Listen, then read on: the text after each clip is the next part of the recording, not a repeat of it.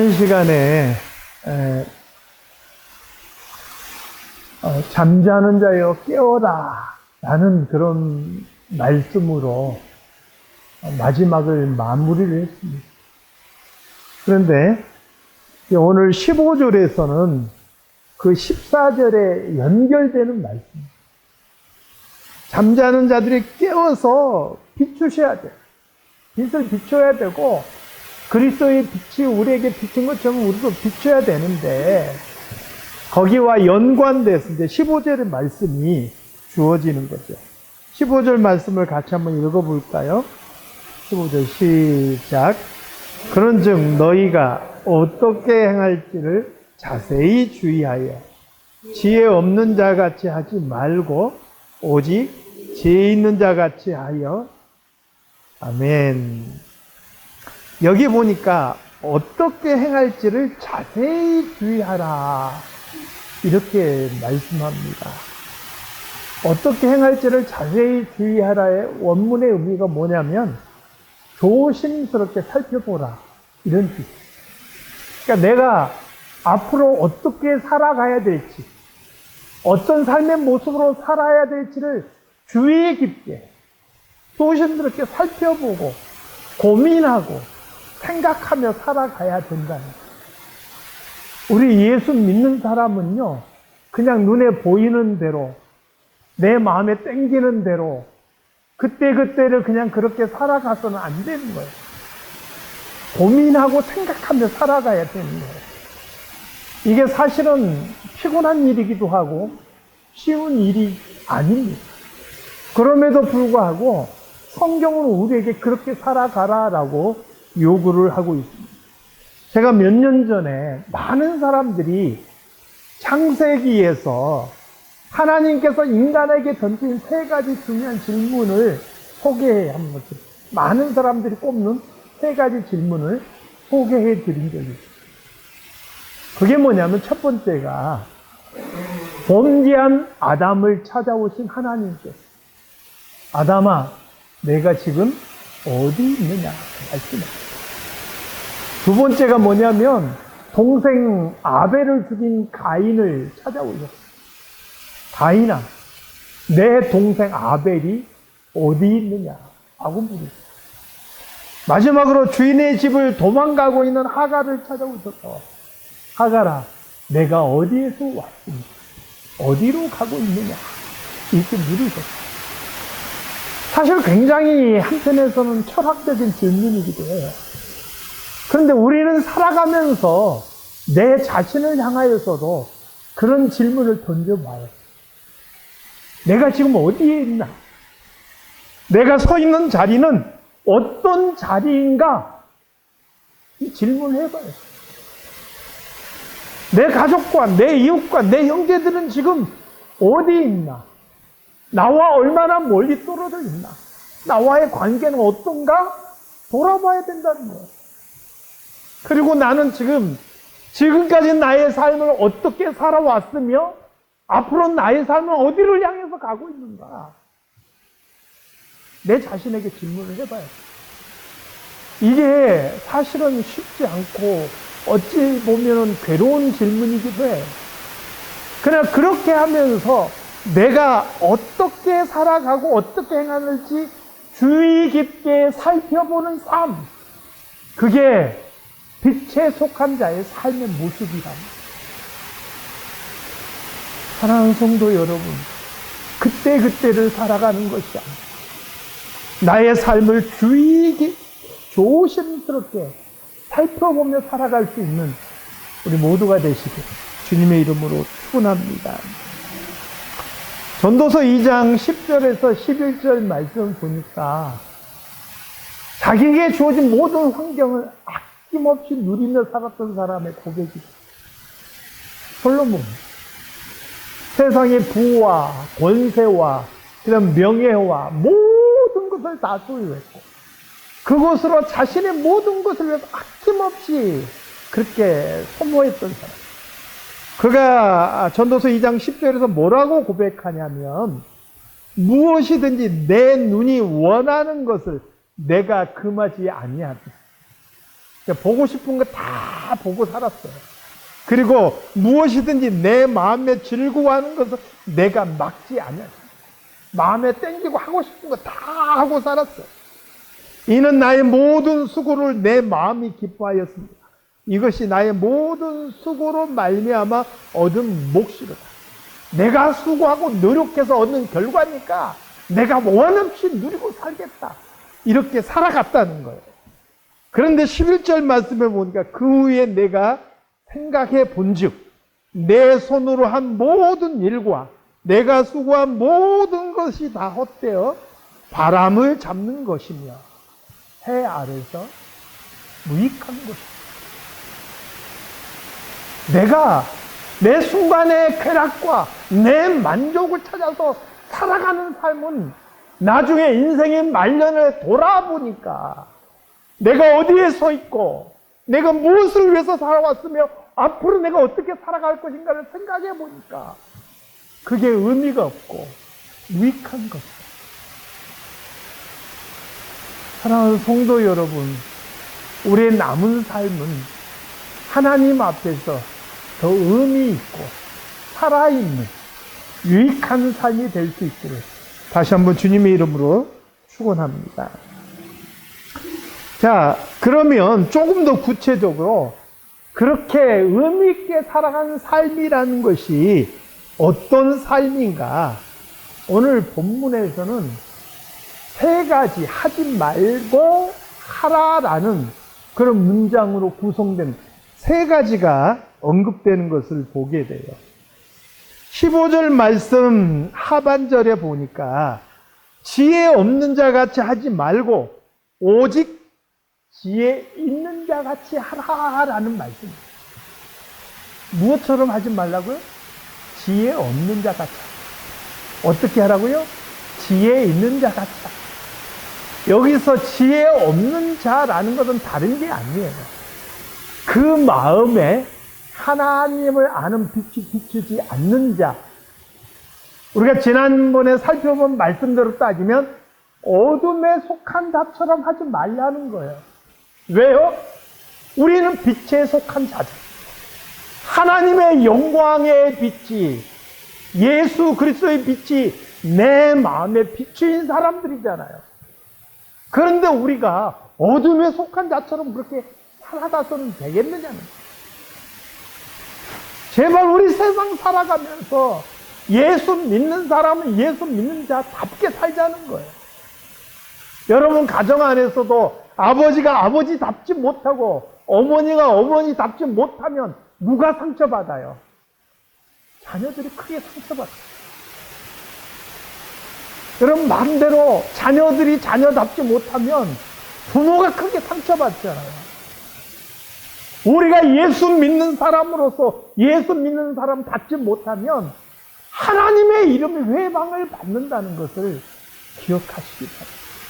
그러므로 지혜 없는 자 같이 하지 말고 오직 지혜 있는 자 같이 하라 말씀합니다.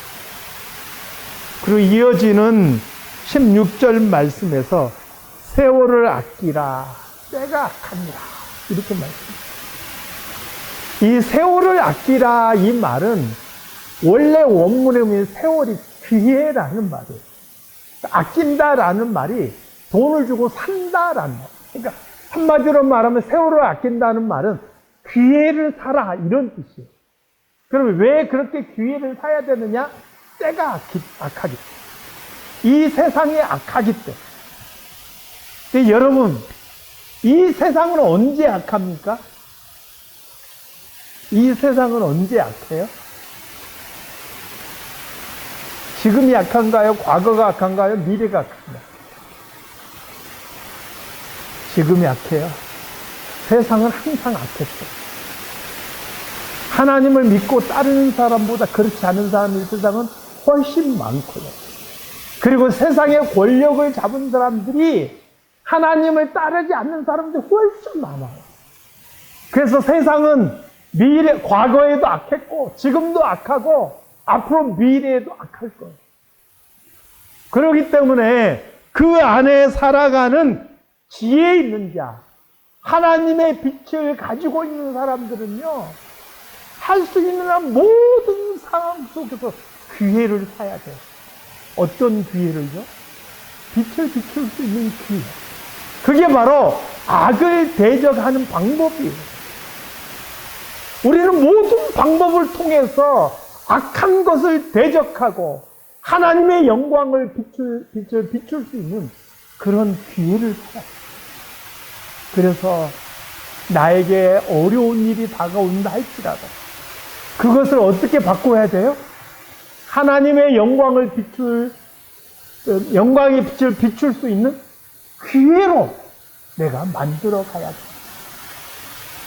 시간을 아끼라 이런 의미가 아니라.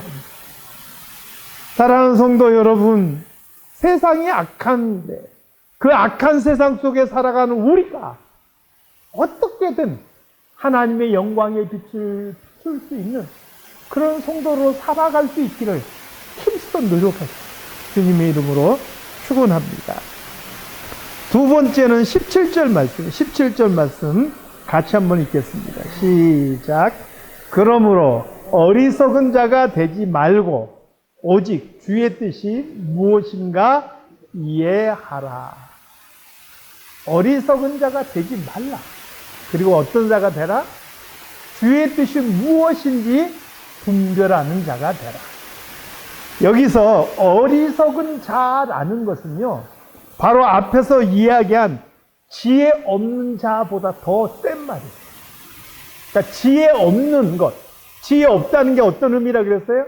하나님의 빛이 그 마음에 비추지 않는 사람이라 그랬잖아요. 그러니까 어둠에 속한 사람이에요.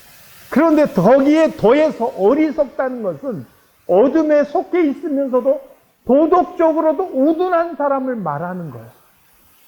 여러분, 하나님의 빛이 비치지 않는 어둠에 속한 사람이라 할지라도 도덕적으로 선하게 살려고 노력한 사람이 얼마나 많이 있는지 몰라요. 예수 안 믿어도요, 세상 윤리나 도덕의 기준으로도 선한 일을 하면서 사는 사람 굉장히 많습니다. 예수 어중간하게 믿는 사람보다 훨씬 훌륭한 사람 많아요. 그런데 여기서 말하는 어리석은 자라는 것은 아예 내가 도덕적으로 선을 행하며 살겠다는 그런 마음 자체가 없는 사람이다. 이런 사람을 우리는 악한 사람이라고 해요. 여러분, 예수 믿는 사람은요, 악한 사람이 되어서는 반대로 주의 뜻이 무엇인가 이해하라는 말은 바로 이 어리석은 자와 반대 개념입니다.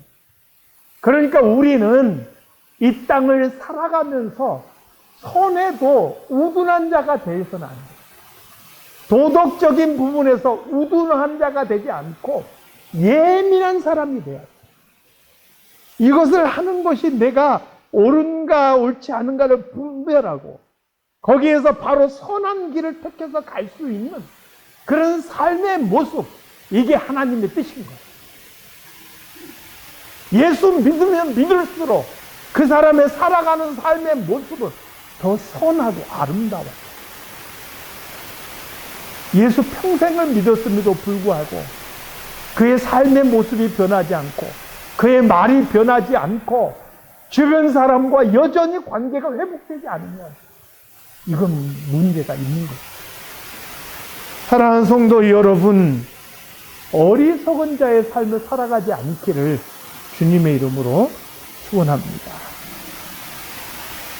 18절 말씀에 보니까 세 번째 명령이 나옵니다. 18절 말씀 다 같이 읽겠습니다. 자, 시작. 술 취하지 말라. 이는 방탕한 것이니 오직 성령으로 충만함을 받으라. 자, 뭐에 취하지 말라고요? 술 취하지 말라. 어떤 것으로 충만하라고요? 성령으로 충만. 성령으로 취하지 말라가 아니라, 취하라가 아니라 성령으로 충만하라. 여기서 술 취하지 말라라는 말을 단순하게 술의 문제라고 생각하시면 안 돼요.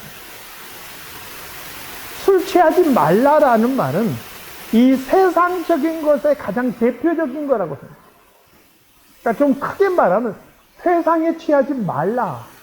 이렇게 번역할 수 있겠어요. 그런데 왜 많은 번역 중에서 술 취하지 말라라고 번역했을까? 예를 들어 돈에 취하지 말라, 세상 명예에 취하지 말라, 자신의 욕망에 취하지 말라, 이렇게 번역할 수 있을 텐데 왜 술 취하지 말라 이렇게 번역했는가? 제가 볼 때는요, 술 취하는 모습이 세상에 취해서 살아가는 사람의 모습을 전형적으로 보여주는 거예요. 거기에 더해서 술에 취한 모습과 성령 충만한 모습이 굉장히 대조적이기 때문에 그래요. 여러분, 술에 취한 사람은요, 평소 그 사람에게 드러나는 인격 대신 새로운 인격이 드러나요. 그 사람 안에 숨어있는 개성이 드러나요. 술 마시면 뭐가 된다 그래요? 다 들어보시죠. 술 마시면 뭐가 돼요? 네. 술 마시면 개가 된다. 그래서 개성이. 여러분, 그 사람 안에 숨겨있는 이상한 성격이 드러나요. 그래서 평소에는 생각지도 못한 폐악질을 저집니다. 묻지마 폭행도 일어나고 음주운전도 하고, 그렇게 해서 멀쩡한 가정 박살내놓고도 뻔뻔하게 살아가는 거예요. 또 술 마시고 또 운전을 해. 그런 일들이 벌어지는 거예요. 그런데 여러분, 성령 충만하면 역시 그 안에 또 다른 인격이 드러나요. 그 인격이 무엇인지 아십니까? 성령 충만하면 그 사람 안에 있는 예수 그리스도의 인격이 드러나요. 새로운 인격이 드러나는 건 똑같은데 결과는 너무 달라지는 거예요. 여러분, 술 취하면요, 아무리 소심한 사람도 그 이전에 없던 이상한 용기가 생겨나요. 그걸 뭐라고 이야기합니까? 만용이다. 그래서 평소에는 생각지도 못한 일들을 저질러 버려요. 그런데 성령 충만한 사람도 똑같아요. 소심하고 용기 없던 사람도 성령 충만하면 갑자기 담대해져요.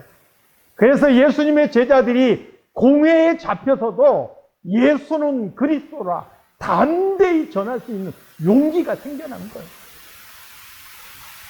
뭔가 모습은 비슷한 것 같은데 결과는 판이하게 달라져요. 그러므로 성경은 우리에게 뭐라고 말합니까? 술 취하지 말라. 이것은 어둠에 속한 일인 거예요. 우리는 어떻게 해야 된다고요? 성령으로 충만함을 받으라 말씀하는 거예요. 사랑하는 성도 여러분, 2026년 이 한 해 성령으로 충만함을 받으시기를 바랍니다. 세상의 어떤 욕망이나 세상의 염려나 근심은 내 안에서 내려놓으시기를 바랍니다. 그건 술 취한 것과 똑같은 거예요. 우리는 성령으로 충만함을 받아야 합니다. 그러면 내 삶이 성령으로 충만함을 받는다라는 것을 어떻게 알 수 있느냐? 오늘 본문에서는 세 가지 기준을 우리에게 보여줘요. 우리 19절부터 21절까지를 함께 같이 읽어보겠습니다. 좀 길지만 마음을 모아서 함께 같이 읽겠습니다. 시작. 시와 찬송과 신령한 노래들로 서로 화답하며 너희의 마음으로 주께 노래하며 찬송하며 범사에 우리 주 예수 그리스도의 이름으로 항상 아버지 하나님께 감사하며 그리스도를 경외함으로 피차 복종하라. 세 가지 현상이 나타나는데 첫 번째가 뭐냐? 마음에서부터 찬양이에요. 여러분, 내가 성령 충만한지 안 한지를 내 스스로 들여다보려면 내 마음에서부터 찬양이 얼마나 흘러나오는지를 보세요. 지금 19절에서 길게 이야기해요. 시와 찬송과 신령한 노래들로 와다봐. 그 다음에 주께 노래하며 찬송하며. 이 말은 그냥 한마디로 찬양이라고 딱 정리합니다. 얼마 전에 우리 교회가 성탄 연합예배가 눈 때문에 취소됐지만, 그 연합예배를 위해서 6주 동안 같이 모여서 준비를 했어요. 저는 준비하면서 실제로 행사는 취소됐지만 준비한 그 6주의 시간이 너무 좋아요. 왜요? 서로가 한 마음으로 찬양을 하면서 그 화음을 맞춰서 그 하나를 이루어가는 그 과정 자체가 하나님 앞에 드려지는 찬양이라고 느꼈기 때문에.